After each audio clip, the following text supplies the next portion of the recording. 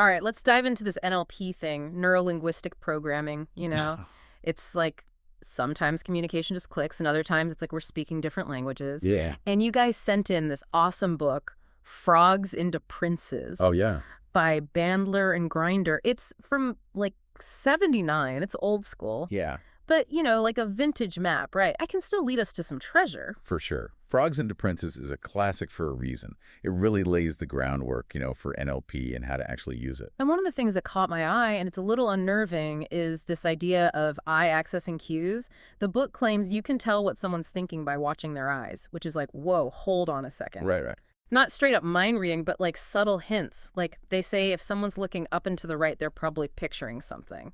Is there any truth to this? So it's not quite as easy as eyes go here, they're thinking that. But the book's onto something with these eye-accessing cues. It's more about patterns. Yeah. We all have our favorite ways of representing stuff in our minds, right? Like visual, auditory, or kinesthetic. Someone who's very visual might move their eyes differently than someone who's more, say, auditory. Makes sense. Imagine walking into a bakery, right? Ooh, now you're talking my language, or should I say my senses? Exactly. The smell of bread hits you first. Now, an auditory person, they might immediately start thinking about sounds, like the trays clanging, the oven humming. Right. But someone visual, they'd be picturing the pastries all lined up. I can see it now. Okay, so how do the eyes come into play? Good question. The book highlights how when we access those inner thoughts, images, sounds, feelings even, our eyes move in certain directions, often unconsciously.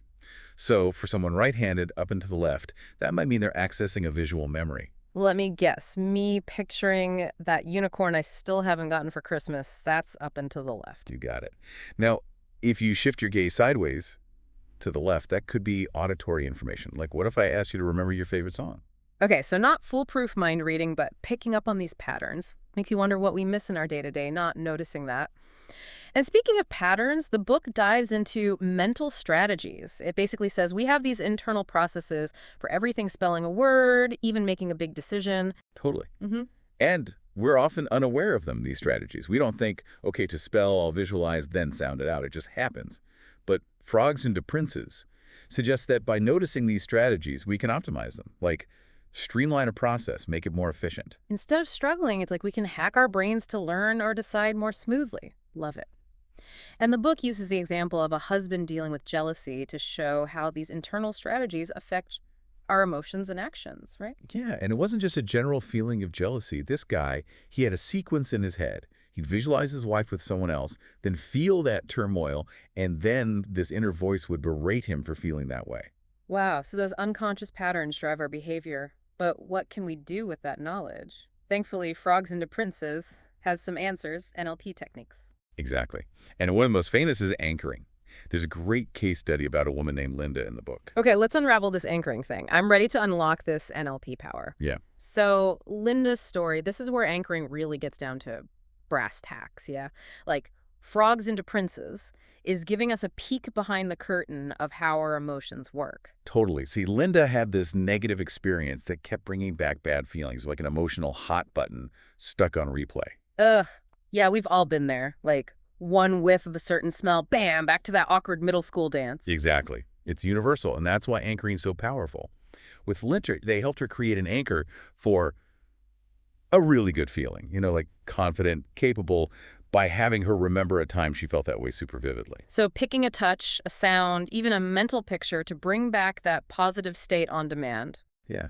And the key is you activate it again and again while you're feeling that good feeling, really feeling it. So later, when Linda thought about that negative memory, they'd trigger her positive anchor while she was in those bad feelings. Over time, it's like rewiring. She started connecting the good feelings to the memory itself. That's wild. Changing how we feel about the past, okay, that's one thing. But Frogs into Princes suggests we can use this anchoring in the present, too, especially in relationships. Absolutely. The book even points out couples, we anchor each other all the time without realizing it. Those little things, like a phrase, a place even, that triggers those warm fuzzies, that's an anchor. Of course, there's a flip side too, right? Oh, yeah. The things that set us off, we're all guilty of pushing those buttons. But the good news is, once you get anchoring, you can be more deliberate. Create positive dynamics on purpose. Okay, now you're giving me hope that maybe, just maybe, I can train myself out of launching into a full-on rant when my partner leaves their dirty socks on the floor. Hey, no guarantees there. But seriously, it starts with awareness, right? And remember, anchoring, it's about pairing. Choose your anchors wisely and be mindful of what you're linking them to. Powerful stuff. It's like having a superpower, but you got to work those mental muscles. This whole idea of changing how we react emotionally, it reminds me of reframing, which Frogs into Princes talks about too. It's about taking something negative, looking at it from a different angle, yeah. You got it. Reframing is all about finding the good intention behind the behavior, even if it seems negative. So instead of just saying, this is bad, you ask, what's it trying to achieve, even if it's messy? There's a great example in the book about a woman who wants to lose weight, but she just can't make it happen. Oh, I know that story all too well. What was holding her back? Well, through reframing, it turned out her overeating, it was actually her way of protecting her marriage. She believed that if she lost weight, she'd get unwanted attention from guys. Oh, wow. And she felt like she couldn't handle that, and it would threaten her relationship. So her weight, it was like a shield to feel safe in her marriage, but it was holding her back in other ways. Exactly. By reframing the overeating, she could see it wasn't about sabotaging herself. It was about protecting something important. Then she could address that fear, the fear of setting boundaries, in a healthier way. That's powerful stuff. It's like NLP helps us understand those parts of ourselves that we judge or fight against. I love how you put that. It's not about battling ourselves. It's about understanding. It's about realizing we're all doing the best we can with what we've got. And sometimes we just need a little help reframing those resources so we can make the changes we want. It's amazing, right? How much is going on under the surface, shaping our behavior. And Frogs into Princes, they talk about those moments when, even if someone wants to change, there's resistance. Like when their words and their body language, they don't match up. Yeah, incongruity, they call it, saying everything's fine, but their face is telling a different story. Oh, I'm picturing those couples therapy scenes. One partner's all, we're good, but their body is screaming for help. Exactly. And the book has some cool ways to deal with that. You can point it out gently, like, I hear you saying things are good, but you seem a bit down. Or, get this, amplify their nonverbal cues. So they say they're not mad, but they're clenching their jaw. You could be like, you're so strong, I notice you're holding a lot of tension in your jaw. Oh, sneaky. Helping them connect with those unspoken feelings. Right. And sometimes a less direct approach works. Frogs into Princes, you talk about metaphors. It's like you bypass the defenses and speak straight to the unconscious. A Trojan horse for communication.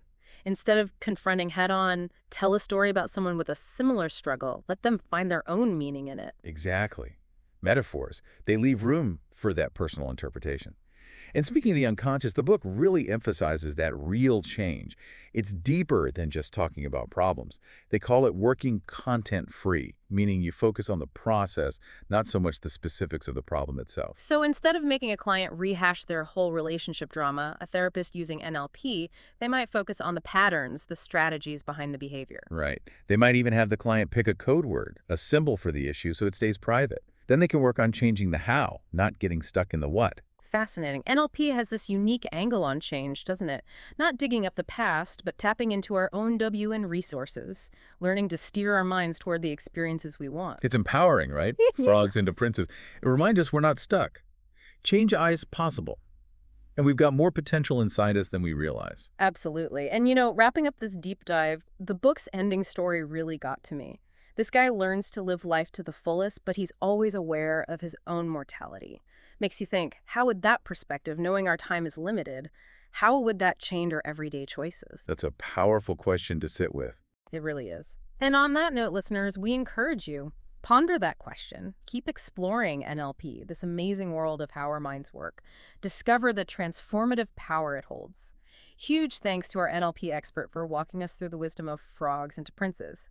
It's a reminder that we can all create lasting, positive change. Thank you. And to everyone listening, until next time, stay curious, keep those questions coming, and dive deep into the world around you.